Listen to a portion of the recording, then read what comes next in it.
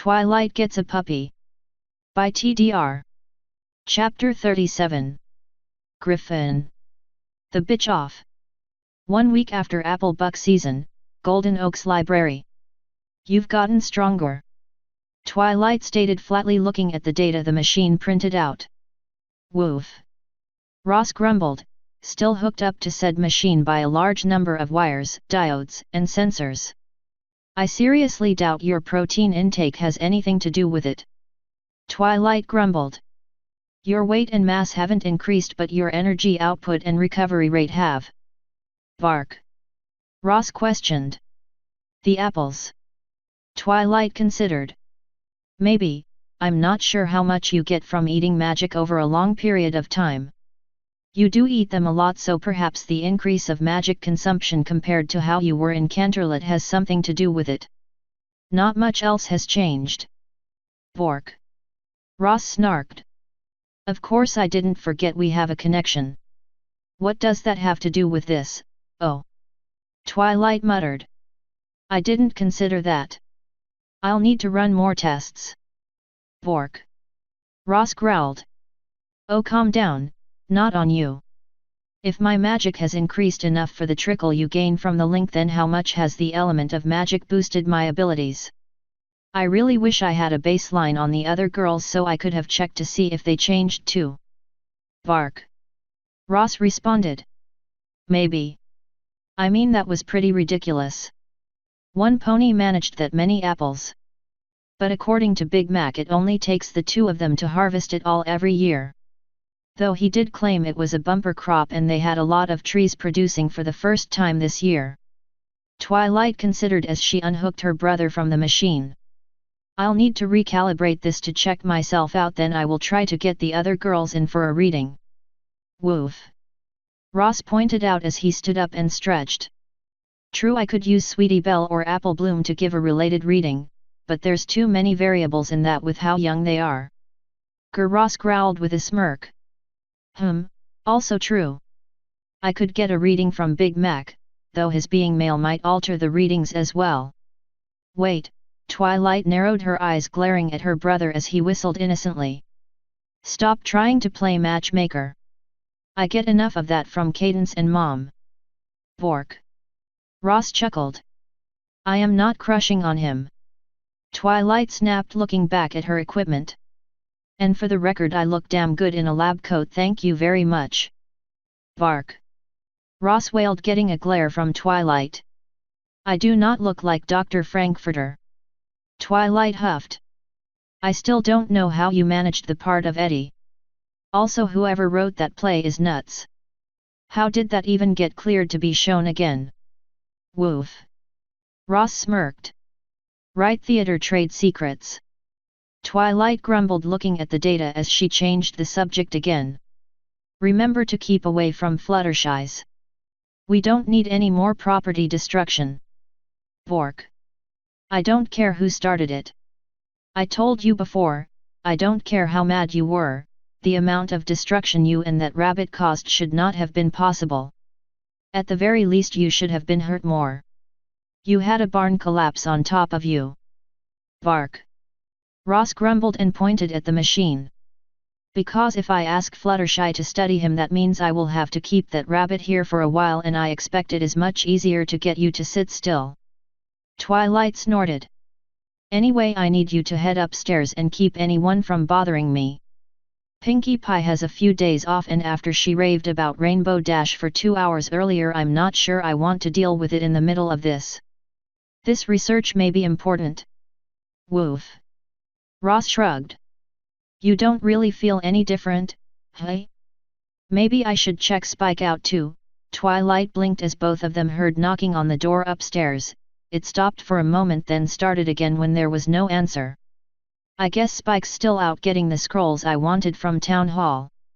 You mind getting that while I work on this?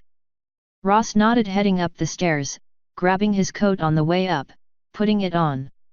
One day he was going to have to take Rarity up on her offer. Asterisk. Woof. Ross asked as he opened the front door of the library. His ears perked up as he looked around curiously, not seeing anyone there. He sniffed the air, catching hints of Spike, Pinkie Pie, and Rainbow Dash, as well as a host of other ponies who had come and gone. But none of them was close enough to have been the one who knocked. He shrugged about to head back in when something caught his eye, a small circle of red sitting on the edge of the step. It was wiggling ever so slightly as if enticing him. He narrowed his eyes a little, looking at it as it swayed back and forth. He stared at it a moment before he slapped a paw down on top of it. He lifted his hand up to look at it curiously, only to see the spot wasn't under his paw. Looking down, he noticed it was on the other side of the step. He slapped his paw down on that only for the spot to move out of the way. He swatted at it again only for it to dart out of reach again. Ross growled, leaping after it as it started trying to escape across the yard. And thus the chase was on. Asterisk. Twilight hadn't noticed that her brother hadn't come back. In truth, she had expected him to depart first chance he got. He never liked these tests, then again neither did Spike.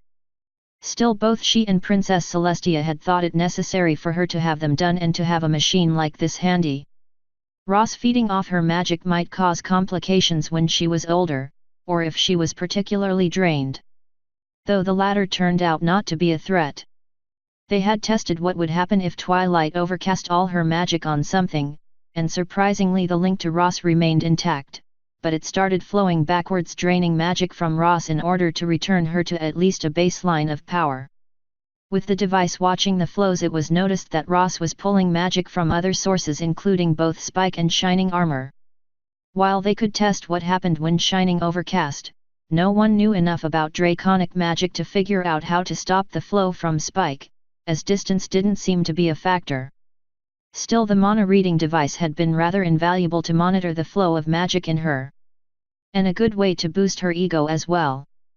The average unicorn had around 200 MP, or mana production units, untrained. Depending on age, genetic heritage, training, and even environment, that number could be lower or higher. Her parents were slightly above average, with her father at 300 even, and her mother at 352. Shining Armor was at an astounding 873, though that had jumped from 378 after his basic training. Twilight's baseline was 1431.813, there were probably continuing numbers, but the equipment was only so sensitive. Foals tended to fluctuate all over the place until they reached maturity, which meant that their power could be massive at first, then taper off to average or lower in adulthood. Granted, it could also go the other way. Princess Celestia shorted out the machine the one time she was tested, and the machine's MP meter went to 9,000. So did Cadence. The machine could be used to test Earth Pony magic and Pegasus magic too, though it was far less accurate. There were other machines to test other ponies. Fortunately, the machine worked on Ross, as most of the magic in him came from Twilight. On average, his readings were a baseline of around 700, shifting depending on what he had eaten recently as well as his proximity to his three siblings. His highest reading had been when Shining and Spike were also in the room, and that was 902. Currently his readings were at 1512. That was enough to worry her, but Twilight had run her own baseline again while Ross was gone and had found out why. Her current baseline was 3141.592. She had run the test 3 times and found the readings to be the same each time. She really needed to talk to Princess Luna about Ross, and Princess Celestia about the elements of harmony. Asterisk. Ross sat up and spit out the half-gallon of water he felt like he swallowed as he coughed. The dot had managed to trick him into leaping into the river after he chased it across town. He had run it up buildings, under ponies, and through market stalls. He was pretty sure he had sent a few ponies and products flying as he chased the vile red dot. Still, he hadn't heard anyone screaming at him, just a lot of laughter, so evidently he hadn't broken anything in his single-minded pursuit. Looking around, he didn't see the dot, but he heard a lot more laughing. Shaking his head to clear the water from his ears, he noticed a cloud nearby with a rainbow-colored tail sticking out of it and a bush on the ground with a fluffy pink one poking out of it. Both of those were laughing hysterically. Not seeing the dot, Ross climbed out of the water, going over to see what was going on. Pinkie Pie was laughing so hard she was crying, and Rainbow Dash was the same way from what he could see. Both of them were holding small mirrors with red film over them. Ross blinked as both of them stopped laughing a moment to look at the confused and completely soaked Moondog, before they fell over laughing again. Asterisk. The next day, Ross raised a brow looking at Rainbow Dash's friend. The Griffoness Gilda looked up at him. They both looked at Rainbow Dash curiously. The Cyan Mare looked at Spike. Spike shrugged. What? You expected the two of them to hit it off because they both eat meat? Spike rolled his eyes. Seriously, do you expect a pony to be friends with every other pony because they eat cupcakes or something? Pinkie Pie. Gilda frowned deeper and Rainbow Dash smirked as Spike grumbled. Right, okay, but we've already established that Mare's not right. Spike rolled his eyes. Anyway, we've told you Pinkie Pie is having a party for Gilda. Our job's done. Where are you off to anyway? Dash asked. While your prank was a good one, Twilight needed those scrolls and the princess isn't going to send them back by dragon fire, so we have to go to Canterlot and pick them up along with the rest of the stuff we were moving down here. Spike explained. You're willing to miss the party? Gilda asked. It's Pinkie Pie. If we ask, she'd throw us a we missed the party. Spike sighed. It's no biggie. Woof. Ross asked. What? Gilda demanded. He wants to know if you're related to a griffin we know in Canterlot who works for the princess. Spike answered. Oh, of course, because every griffin ever is related. Gilda snapped. Bark. Ross added. He says you smell like him. That's why he asked. Spike added. I smell like him? Gilda asked, looking up at Ross, her eyes narrowing. Perv. Ross chuckled, showing his fangs and offering a rather theatrical bow to the Griffoness, though his amber eyes never left her. Yeah, come on, I'd like to get back before next week, we already have to stay the night. Spike grumbled, waddling off towards the new train station. Nice meeting you, Gilda. Gilda and Rainbow Dash watched the pair leave before Gilda grumbled, looking at the Cyan Mare. So how do you know those two idiots? Gilda demanded. Hey, oh, they're the brothers of another friend of mine. I'll introduce you to her at the party. Dash chuckled. Little dude spat fire at an immortal nightmare goddess to save every pony, and the tall one was flung across a chasm to help me out when I was surrounded by like a dozen shadow monster things. He was freaking awesome. He only got 2 of them while I cleared out the rest, and he had to chase down the last one, but it was still cool. I'll take your word for it. Gilda smirked. He might be the most interesting thing I've seen here yet. It's definitely been a trip since those 3 showed up. Dash agreed. Yeah, pity he doesn't have wings. Gilda muttered. Asterisk. 2 to Canterlot. Spike told the ticket mare, setting a claw full of bits on the counter as payment. He turned, glaring at Ross, who was still smirking. Okay, spill it, what's got you so amused? Spike grumbled, more upset at missing Pinkie Pie's party than he was trying to let on. Sure, she would hold another, but free cake was free cake. Woof. Ross chuckled. Yeah, I guess she was kinda pretty. A bit rough around the edges though. Spike shrugged. Didn't quite hit the cute or beautiful scale hard enough for me though. Bark. Ross added. She smelled pretty? Oh right, that predator, prey thing you keep saying's kept you from ever getting a date. Spike grinned. Grrrrrrr, Ross growled, as Spike collected the tickets. Oh, no, I totally believe you that ponies smell too much like something to eat for you to be attracted to them. Yep, to tally get, that's the only reason you're still single.